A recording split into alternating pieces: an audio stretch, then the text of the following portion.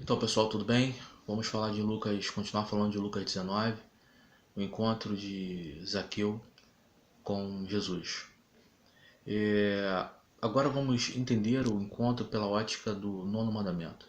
Interessante a gente dizer isso porque Jesus era judeu e isso às vezes é esquecido. E se você não entende ele como judeu, você não consegue entender o que ele falou, porque você tem que entender também como que os circunstantes estavam ouvindo e as lições colocadas mediante aquela cultura, mediante o que eles entendiam previamente, beleza? Vamos lá.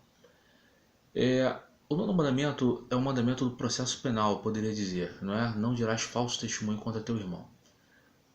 Claramente assim. Você vai ver claramente nas escrituras, sobretudo nos casos de Jesus, às vezes que quiseram matar, não foram lá e enfiaram uma faca. Precisava correr todo um processo penal. Por isso que, por vezes, gente era comprada e tá sendo dito, né? Para ver se eu apanhavam em alguma coisa. No caso clássico, da César o que é de César, o que é de Deus o que é de Deus. No caso da mulher adúltera, o pano de fundo ali não era adultério, era o erro no julgamento, como Jesus ia se proceder para poder acusá-lo. É interessante que a máquina judicial estava sendo usada como uma máquina de apropriação, uma máquina de vingança, de revanche, uma máquina em que você colocava ali as suas invejas e etc, etc.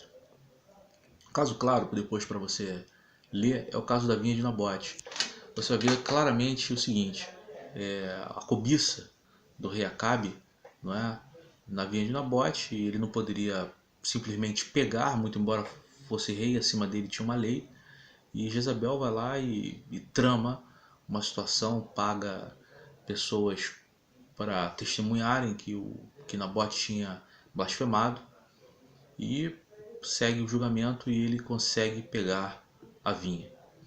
Interessante dizer o seguinte, que na lei estava dizendo que se você falasse falsamente, no intuito, não é, de ter aquilo que era de outrem, aquele mal cairia sobre você. Mas também estava dizendo que se você não não denunciasse, você também era culpado. Então você criou uma sociedade de patrulhamento, né? Todo mundo via o que todo mundo estava fazendo. Todos os olhos de Deus, por assim dizer, eram os olhos dos homens. Então, era, poderia se dizer que era bem complicado viver.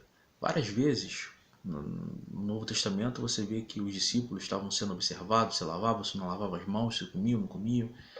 Então isso criou um estado de patrulhamento, poderia se dizer de fofoca, não sei. Mas no caso específico de Zaqueu, a gente vai entender uma coisa bem interessante. Se criou um estado de patrulhamento, você vai ver claramente que esse estado cria um clima social terrível, um clima social de aprisionamento. Ou seja, o que eu vou fazer? Como será interpretado? Como será interpretado? Eu vou fazer o que a maioria está falando. Se eu não fizer, qual vai ser as deflagrações para mim? O que eu vou estar comprando com isso? Aonde que eu vou, aonde que eu vou deixar de ir? Entenda bem. Pense no caso real. Se está todo mundo falando que verde é preto e eu vendo, sei lá, amendoim, se eu falar que verde é verde, o que será que isso vai me trazer? O que será? Quais são as penas que isso vai me trazer? Quantos clientes eu vou perder? Eu tenho uma filha, eu preciso casar essa garota. Como que eu vou fazer, arrumar um bom casamento para ela, arrumar um bom partido? Afinal de contas, eu tenho mercadoria estocada aqui. Se eu entrar nessa de não ir com a maioria, como Moisés falou, o que será?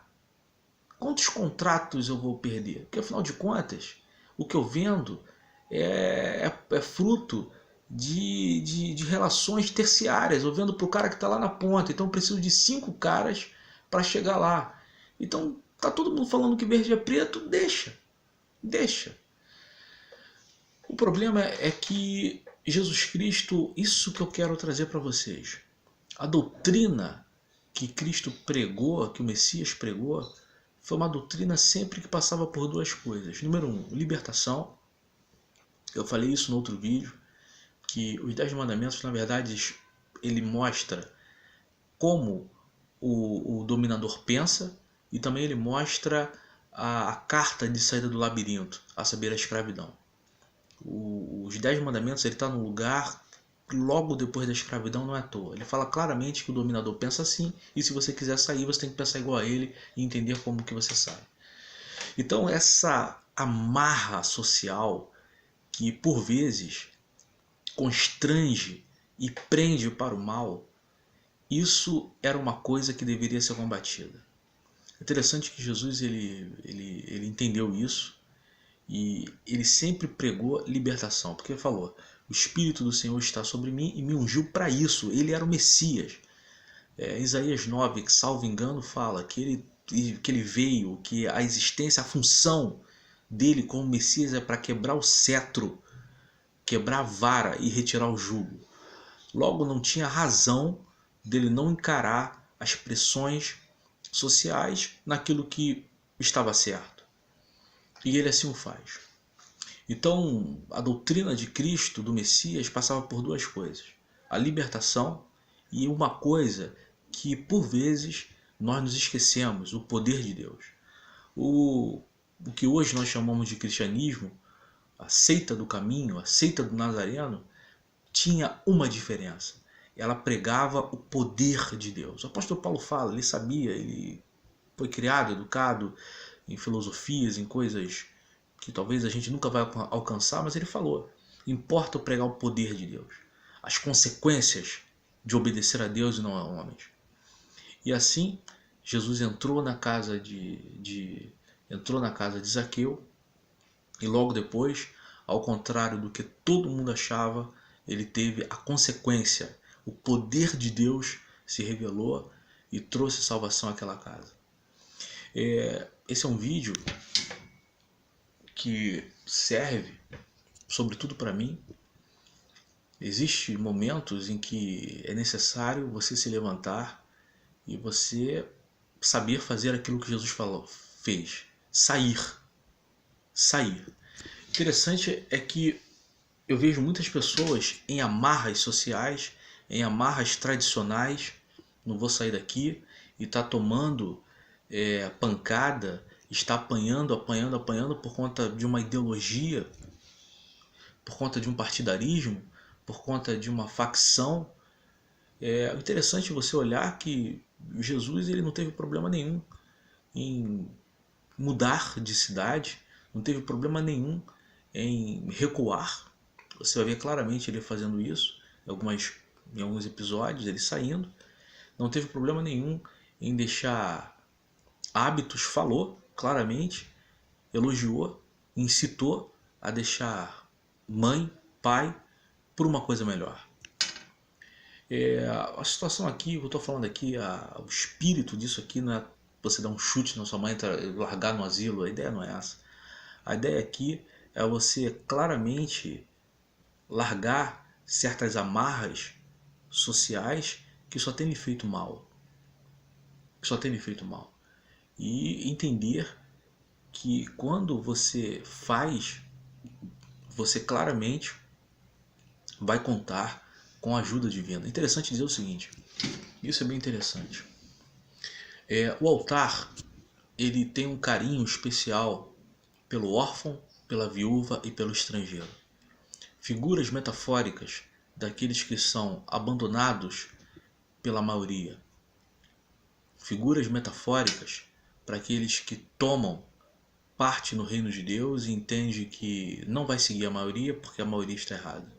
Figuras metafóricas para dizer que quando você decide em fazer o certo, por mais que aparentemente tenha prejuízos, o poder de Deus vai se manifestar para que você tenha a seu turno a revelação, para que você tenha a seu turno a revelação das bênçãos divinas e sobretudo, daquele que fez o dia e fez a noite, daquele que fez pão, que poderia fazer pão se transformar em pedra, não é?